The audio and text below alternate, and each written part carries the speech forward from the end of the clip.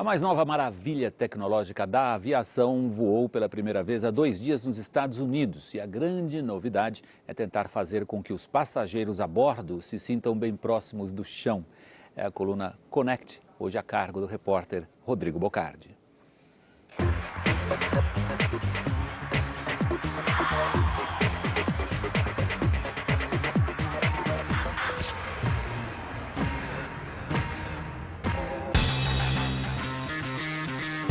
Num lugar com tanta tecnologia por metro quadrado, o trabalho é artesanal.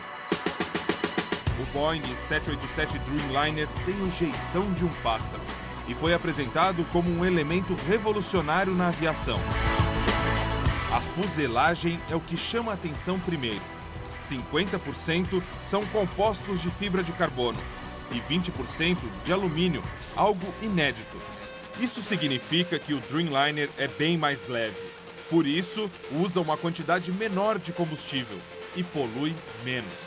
Um diretor da companhia levou o Jornal da Globo a um passeio por uma réplica do avião. E aqui é possível conhecer o que muda para o passageiro.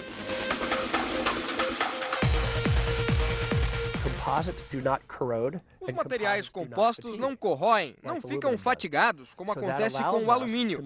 Isso nos permite colocar mais pressão e mais umidade na cabine de passageiros. Nos aviões atuais, a pressurização faz com que o passageiro se sinta numa altitude de 2.400 metros. É mais ou menos como caminhar pela cidade de Bogotá, na Colômbia. O 787 pode simular uma altitude menor, 1.800 metros. E uma cabine mais bem pressurizada é melhor para o corpo humano. A baixa pressão pode causar rigidez muscular e dores de cabeça. Então, nós fizemos muita pesquisa para escolher a pressão e o nível de umidade ideais.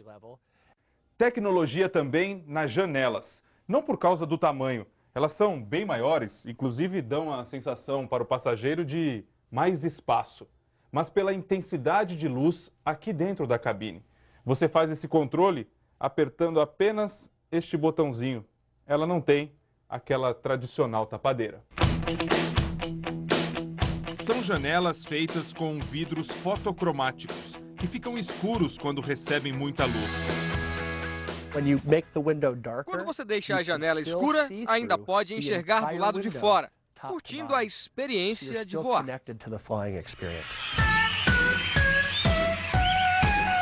A iluminação é um fator importante durante o voo, não só pelo bem-estar do passageiro, mas pelo consumo de energia do avião.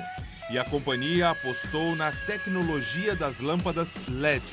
Elas consomem menos, esquentam menos, exigem menos do ar-condicionado e dão um efeito. São centenas de combinações de cores, que podem simular, por exemplo, o pôr do sol, levando os viajantes a um sono mais tranquilo. Os assentos são mais finos, mas confortáveis. Já o bagageiro, basta um toque para conferir. Essa é uma mala bem grande e o nosso objetivo é que os passageiros possam colocar aqui 4 malas dessas grandes. O 787 caiu no gosto da freguesia. Em 2008, as companhias aéreas já tinham encomendado 910 unidades. Mas falhas no projeto inicial e sucessivos atrasos no cronograma espantaram a clientela. Em 2009, o número de encomendas caiu para 840. Essa semana, finalmente, o projeto decolou.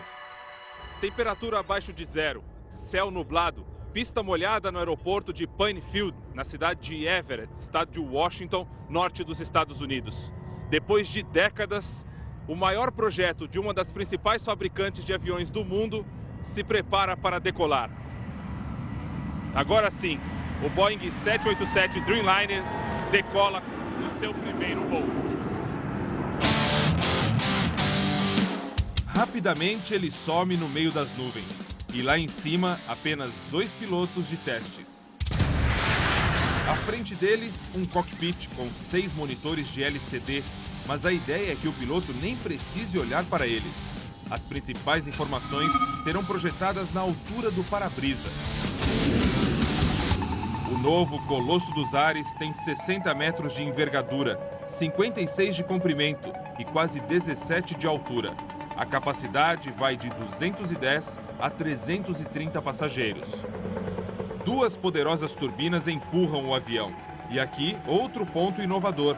Pela primeira vez na aviação comercial, um avião vai poder ser equipado com motores de marcas diferentes. No caso do Dreamliner, com reatores General Electric ou Rolls Royce.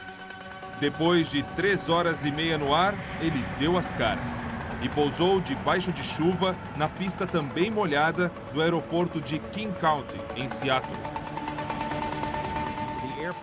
O avião se comportou como esperado. Nós vimos naqueles grandes monitores todo tipo de informação e acontecia tudo o que havíamos concebido anos atrás.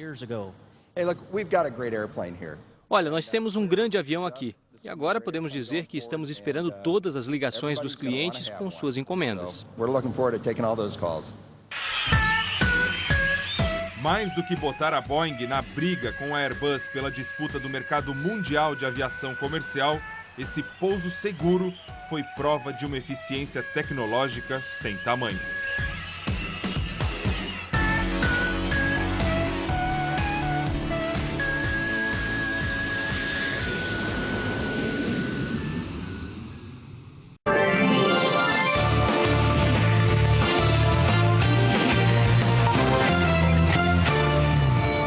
We're here to see the 787 Dreamliner. We're really excited Americans taken delivery and inducted into their fleet every 7 series aircraft Boeing's produced, from the 707 to now the 787. The 787 is just an unbelievable airplane, not only for our customers, but for the employees that work the aircraft. You know, everything from sort of the lighter materials and more fuel efficient, the larger windows, just the natural state of the environment inside the aircraft. It's just a phenomenal airplane for our customers and our employees alike. This window, we don't have no longer shades. Now we have a touch tone where it gives you different kinds of shades. Right now, this is the lightest one, and as you press the button and the passenger wants to have different shades, this is a great feature because even though it's daylight outside, the passenger, if there's another passenger coming down the aisle or sitting here, they're going to be able to still see outside with the capability of being dark and no lighting coming in. This particular business class suite is customized and designed just for American Airlines. It actually allows you to go into many different positions of the seat positions, including the NASA-inspired Z position. So what you can do is turn on privacy, please. There's notification outside the suite to our flight attendants to say, hey, I would like to sleep through breakfast and please do not wake me up. We also have an IFE control that you can either control via your IFE screen or through the TV screen. We have enough content on this airplane that can allow you to fly up to 15 times around the globe without consuming the same content twice. We have 2 AC power plugs. We have 2 USB power plugs. Another great feature about this seat that customers love is all the extra workspace that you have. So you can see it's a very large tray table with a side console. The difference with the baggage is this overhead bins opens very smoothly. So the capability of this is instead American Airlines of the bags being laid out with the wheels outside, they can be standing up. We can even put like 3 or 4 rollerboards in here. This is a great overhead bin. This is the OFCR, which is the pilot crew rest area. If you notice, we have 2 bunks. This is where they come and take their breaks. We also have a seat right behind you, and it can be occupied for taxi, takeoff, and landing by one of the pilots.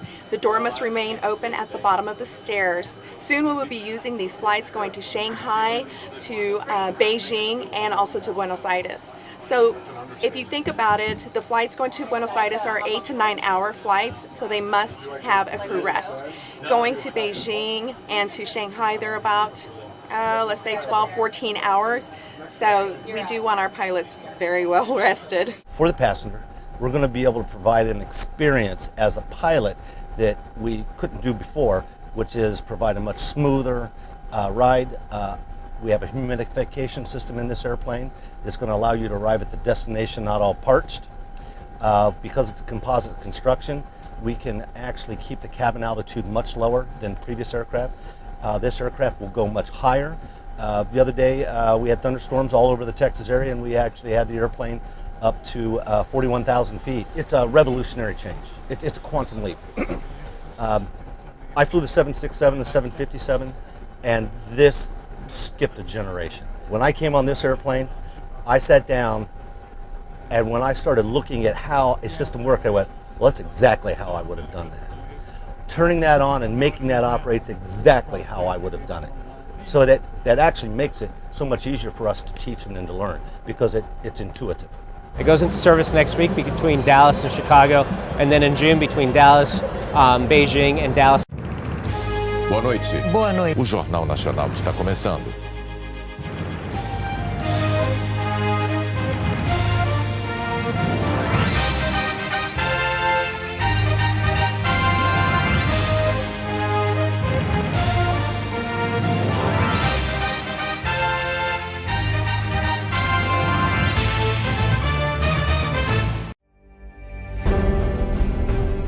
Hoy estamos aquí para inaugurar nuestro 25º 787-9.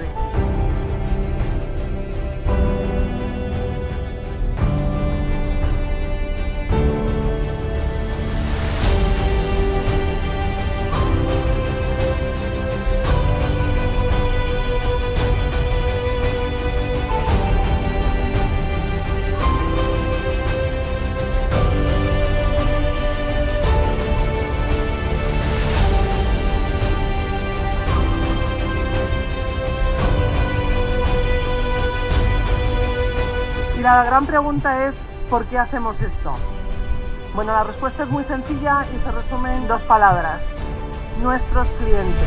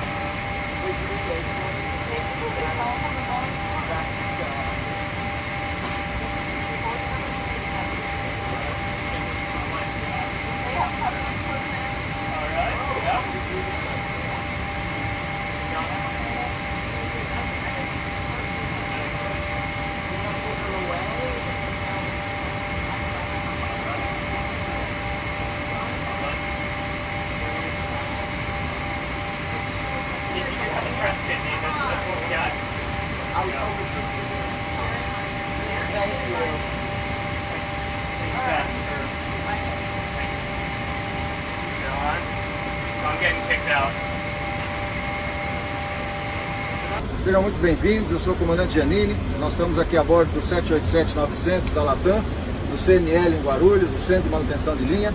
É um prazer recebê-los nessa visita guiada para apresentar essa máquina. E para nós pilotos que já voávamos o 777, a transição para o 787 é muito simplificada.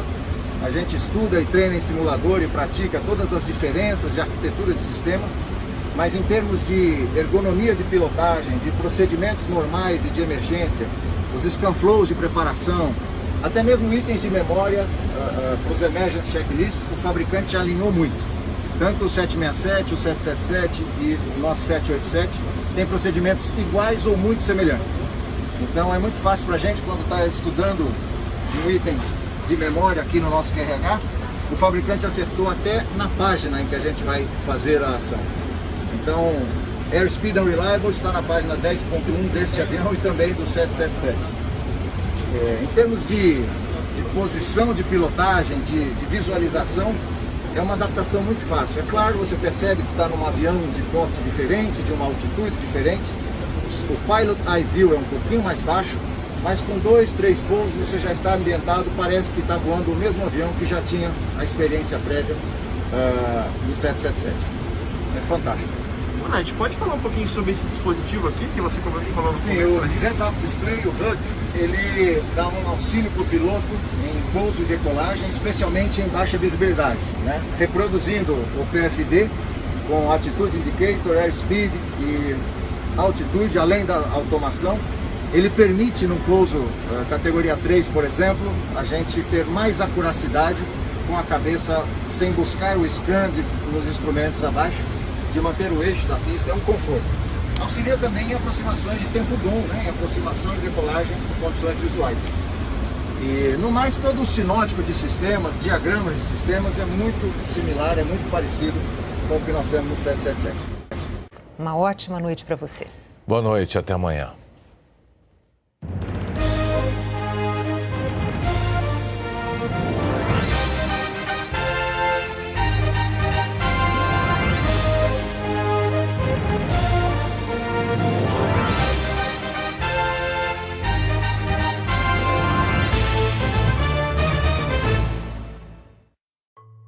Boeing's popular 787 Dreamliner is facing a new manufacturing defect, which might sound familiar. This is another blow for Boeing. The defect could take 3 weeks to address, which means airlines won't be receiving Dreamliners in time for much of the busy summer travel season.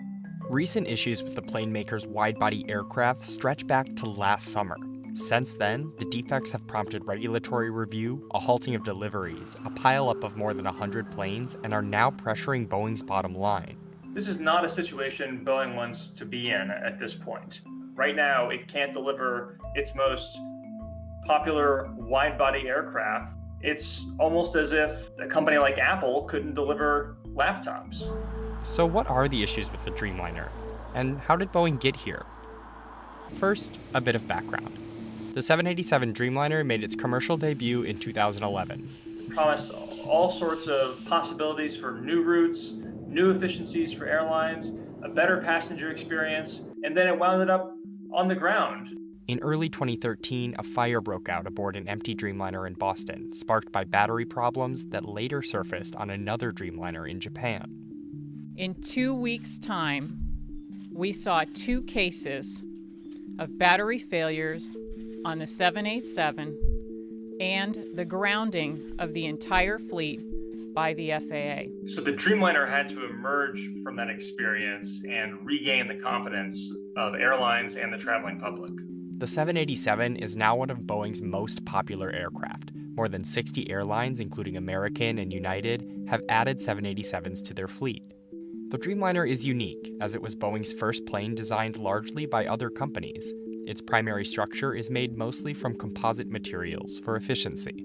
Because the Dreamliner's structure is new in the world of aircraft manufacturing, Boeing and the FAA are learning how its composite materials and where those materials join age over time. So fast forward nearly a decade of flights later to August of last year, when Boeing voluntarily grounded 8 Dreamliners, found with 2 different production defects in the same location.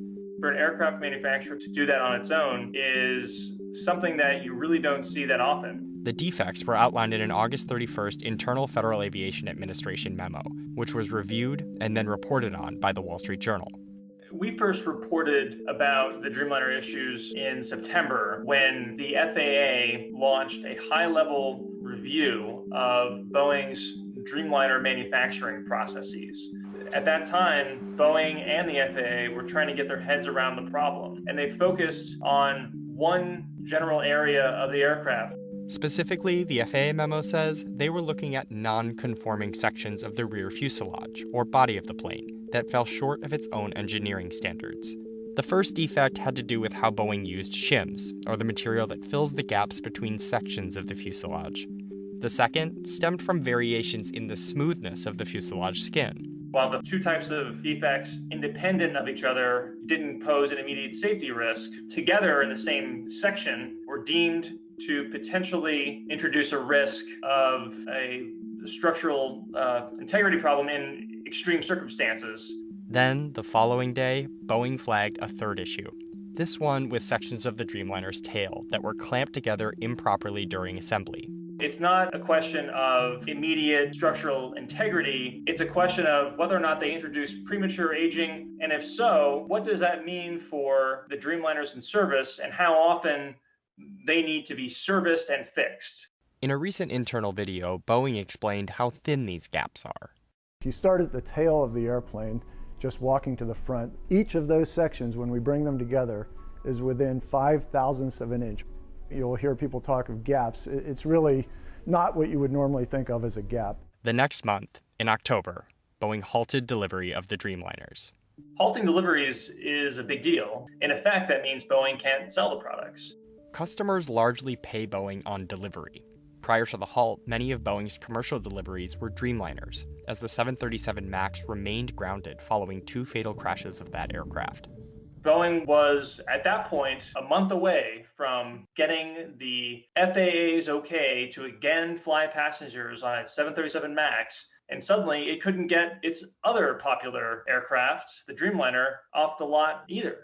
Then, with deliveries still halted, the plane maker expanded its inspections of the Dreamliner in December, after it found instances of the smoothness issue on new sections of the plane. At that point, it became clear that the problem wasn't going away as quickly as we might have thought earlier. In mid-March, the FAA took back Boeing's authority to inspect and sign off on several Dreamliners awaiting delivery, saying it would conduct the checks instead. It had echoes of what happened after the 737 MAX crashes. This action by the FAA was a sign of its increasing scrutiny when it came to overseeing the manufacturing process of the Dreamliner. But later that month, Boeing resumed Dreamliner deliveries, taking what looked like the first step toward moving past these issues. In April, the company's CEO David Calhoun told investors the 787 delivery pause was an example of the company trying to solve its manufacturing issues. We've taken actions over this, really hard actions over the course of this year to stop things when we see an issue and get them fixed once and for all. Then, in late May, deliveries were halted again, as the FAA requested more information from Boeing about its proposed solution for catching and addressing the defects before handing over the planes to customers.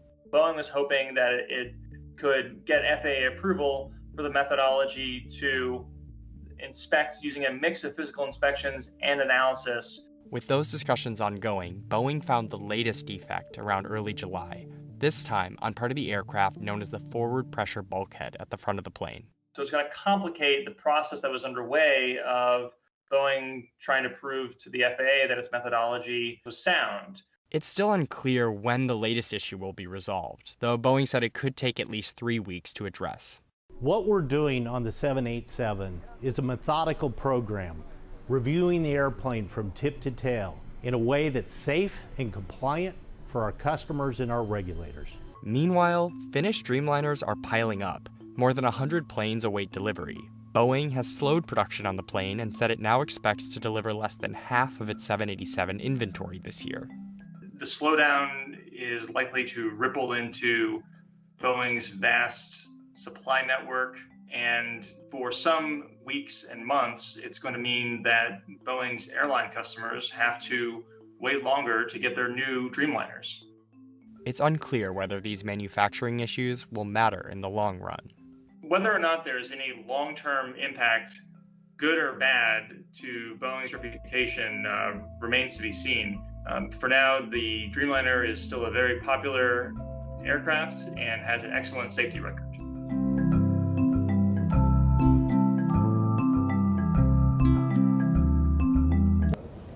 A Boeing Dreamliner catches fire in London. It's the latest problem for the airplane manufacturer. We'll have the latest and more right here, right now on the News Hub. Good afternoon and welcome. I'm Simon Constable. With more on this story about Boeing, John Ostrower joins us from Chicago. John, what exactly happened here? Well, several hours ago, there was a call to the Heathrow Airport fire response, and it came as a 787 was on fire, literally parked directly next to the fire department. So what was found was that there was a fire on board a 787 just above the last set of doors on the aircraft, so right in the very back of the cabin. the photos that we've seen thus far show the aircraft damaged just right in front of the main tail fin. The airline says that there was no one on board at the time, and certainly no one was injured as a result. But we're still collecting preliminary information here. Now, John, what I understand is that Dreamliners have had problems in the past that have been associated with the lithium batteries, but this fire was nowhere near where those batteries are typically located on a Dreamliner. Exactly, and the one thing that early investigators are going to be looking at really on is what may have caused this and whether it was potentially related to the electrical system.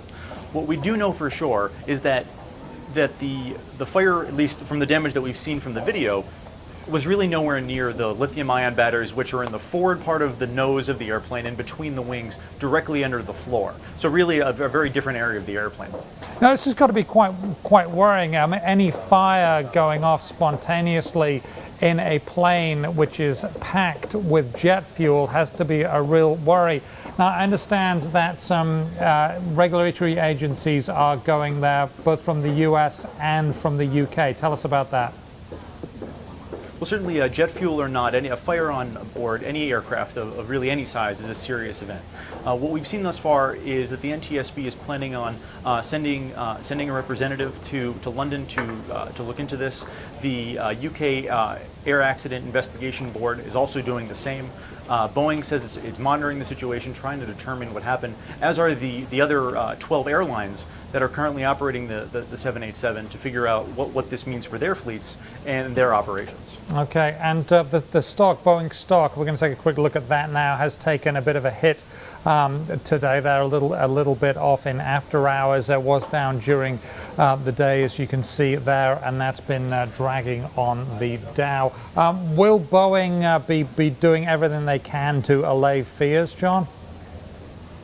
Oh, absolutely. And ever since the airplane came out of its grounding, and even before that through the grounding, which stretched from January to late April as a result of lithium-ion batteries, Boeing was doing everything that they could do to allay fears of the flying public. Certainly that's going to be a top priority for them moving forward, and certainly as there's more information gathered, we're going to have a better sense of just what caused this, and ultimately whether or not it has something to do with the aircraft itself or some other external circumstance that hasn't been identified yet.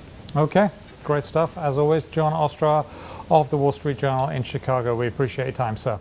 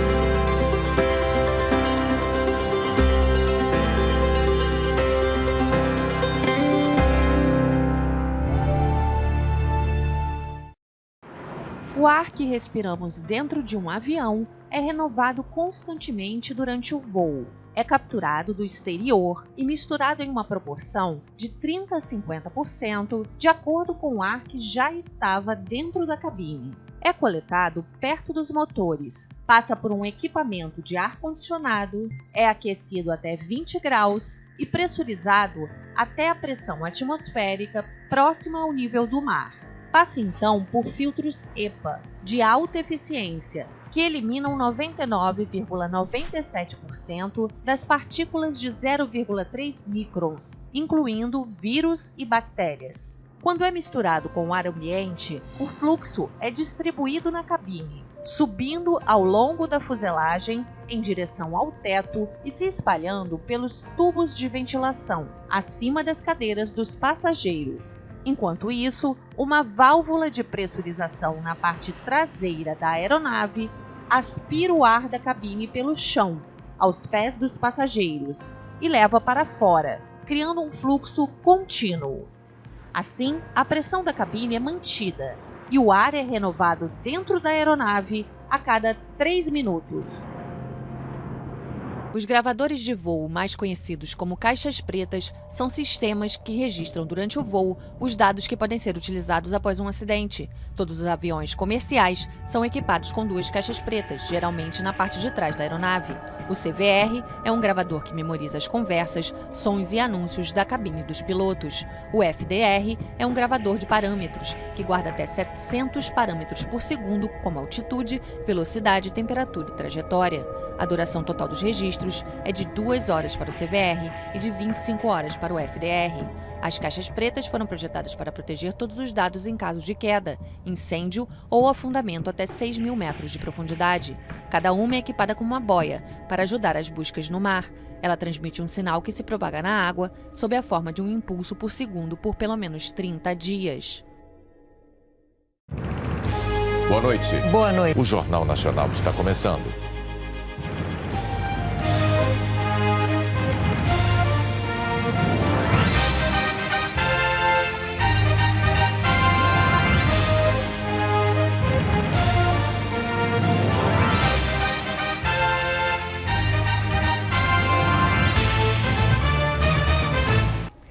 O Jornal Nacional ouviu hoje 4 especialistas na investigação de desastres aéreos. Você vai ver agora quais são as principais hipóteses em que eles se concentram para explicar a queda. O piloto não conseguiu controlar o avião até ele ser surpreendido com uma colisão. Este comandante, que já supervisionou mais de 1.000 investigações de acidentes aéreos, acredita que Na opinião do senhor, que tenha sido falha humana. Sim, até o presente momento, com os indícios recolhido das testemunhas, é falha humana. 90% de chance. Uma ótima noite para você. Boa noite, até amanhã.